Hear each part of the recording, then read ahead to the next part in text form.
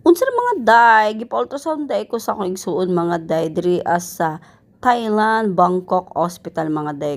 Kay bawat pag-adto ko diri ang mga day, dili jud ko niya kalimtan na ipa-check up mga day kay naabay ako'y hyperthyroidism mga day. Oo, na ako nga mga day na sakit mga day, pero chill lang ko mga day. Dili na tong nuno na natin sakit mga day. Kay ma-stress ta mga day, di ata mamatay mga day. Bismo taas pa tong kinabuhi mga day. Mamatay ta sa stress mga day. So, di ba, gihulatan mo ang amo akong result mga day. So, nakoy nakit Andre mga day, o di ba, pasabog siya di ba day. Siya day ang tighatag sa room by room mga day, na medicine mga day.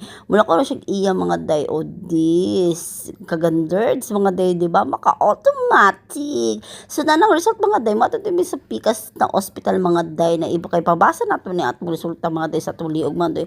Diyos ko na pasalamat yung kung mga day na ako igsuon na super love ko mga day. Dili ko niya kalimtan na ipa-medical ano mga day. Patanaw akong leeg mo. Mauro na mga day. So pag atro mo dito mga day. Ang pasabog sa ilahang ano diri ang mga hospital mga day. Kay na ipa-freebies na mga eksena mga day like tea or coffee.